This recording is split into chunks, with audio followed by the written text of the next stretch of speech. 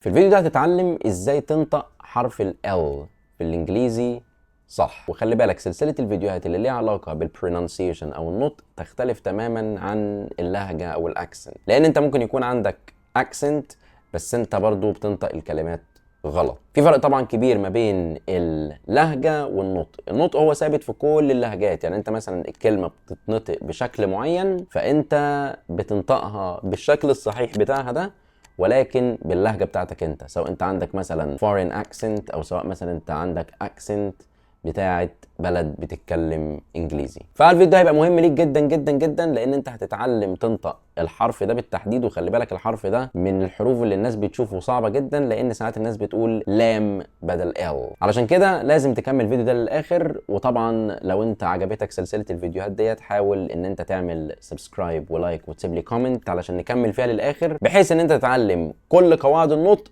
وبعد كده نبدا نعلمك كمان الاكسنت. اوكي، طبعا انت اكيد معاك الورقه والقلم بتوعك ومجهز نفسك وجاهز ان انت هتتعلم ازاي تنطق حرف ال L في الانجليش. زي ما انت شايف هتلاقيني مقسم لك كده نوع حرف ال L وهو عباره عن ايه وازاي تنطقه صح، وهنعمل كده براكتس مع بعضينا بحيث ان انت تقدر تطبق عليه. وكمان هديك زي تاسك كده صغير في اخر الفيديو يخليك ان انت تطبق على الموضوع دوت، وتبدا ان انت تكتب لي في الكومنت لو استفدت. طبعا تاني علشان تبقى عارف، احنا مش بنتكلم عن الاكسنت اطلاقا، احنا بنتكلم عن البرونانسيشن او النطق. طيب بص يا معلم، ركز معايا. طبعا انت عندك في حرف ال L انت عندك 2 نوع من ال L في الانجليزي. طبعا احنا نبعد تماما عن النطق العربي، الناس اللي بتقول لام. بعض الناس مثلا تلاقي بتقول لك people helpful cable ما اعرفش ايه. طبعا الكلام ده خطأ، يعني هو ده كده نطق خاطئ. انت كده بتقرا غلط او بتتكلم غلط او بتنطق غلط، حتى لو انت حاسس ان انت قلت الكلمه صح او لو حاسس ان الشخص اللي قدامك فهمك، بس انت still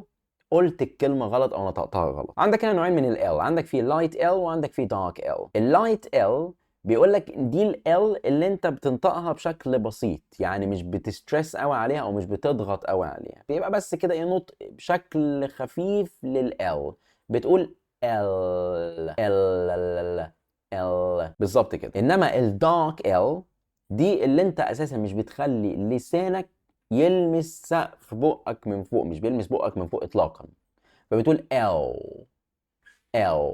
يبقى انت كده عندك ال وعندك ال. طيب اكيد طبعا دي ليها استخدامات في اوقات معينه والتانيه ليها استخدامات برضو في اوقات معينه. اللايت ال او ال الخفيفه بتنطقها فقط لما تشوف اي حرف متحرك جاي بعدها. طب ايه الحروف المتحركه؟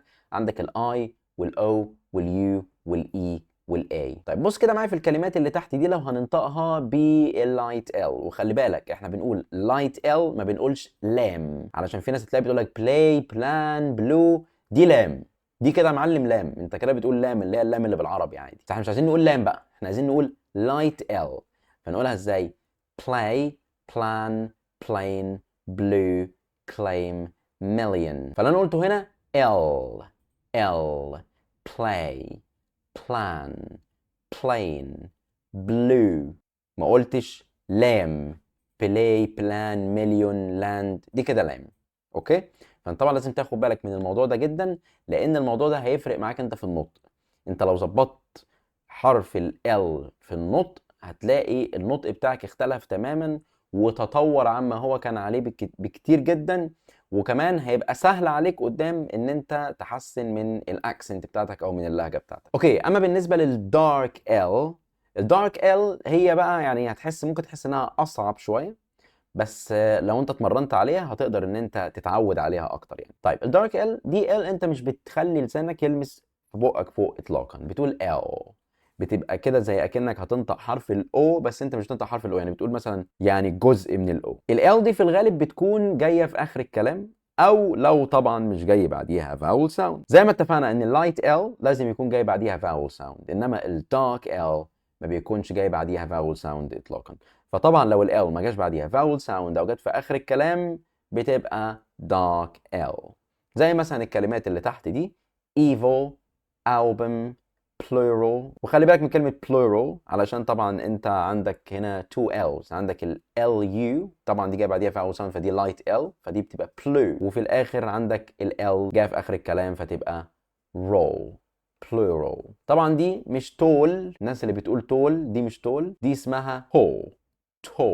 مش بتنطق ال اللي في الاخر، ما بتخليش لسانك يلمس بقك من فوق. طبعا الكلمه اللي بعدها manual، manual او manual، الاتنين صح، يا اما تقول manual او تقول manual، بس ما تقولش manual، اوعى تقول manual. وبعد كده عندك mobile، ultimate، core، all، evil، album، plural، tall، manual، mobile، ultimate، core، all. حاول انت تكرر معايا وتعيد الفيديو تاني وتوقف لحد ما تتأكد ان انت بتنطقهم صح بنسبة 100%. هنعمل دلوقتي مع بعضينا جزء ريدنج وهنقرا فيه بالظبط باستخدام الدارك ال واللايت ال، وده بالتحديد اللي انا عايزك تعمله انت كمان علشان تقدر تتمرن. ولما تبقى حاسس ان انت اوكي كويس يعني في ال، تبدأ ان انت بقى ايه تستخدمها في الكلام. يعني لو انت بتعمل conversation مع ناس فتبدأ ان انت تستخدمها في الكلام. ركز بقى معايا في الريدنج اللي احنا هنعمله دلوقتي دوت، وده كمان هيبقى تاسك عليك ان انت هتضطر تعمله لوحدك بعد ما تسمعه كويس من عندي. ركز بقى معايا في جزء القرايه دوت عشان هيفيدك جدا جدا جدا. وتعال نشوف ازاي هنقول فيه الدارك ال واللايت ال. Ed Stafford from the UK is the first person to walk the length of the Amazon River. He started by small ما قلتش small، قلت small stream in the Andes Mountains of Puro and arrived at the river's mouth in Brazil. L. 2 years and 4 months later, snakes, crocodiles.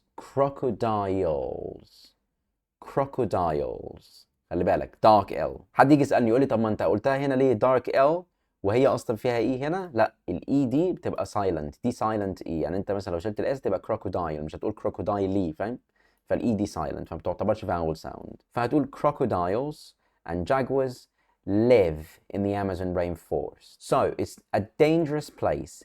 Luckily بص هنا في واي، بس الواي مديك صوت الفاول فانت بتخليها لايت ال، فبتقول luckily Ed avoided the big animals.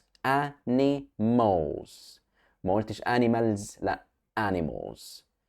But he was bitten by ants and mosquitoes every day.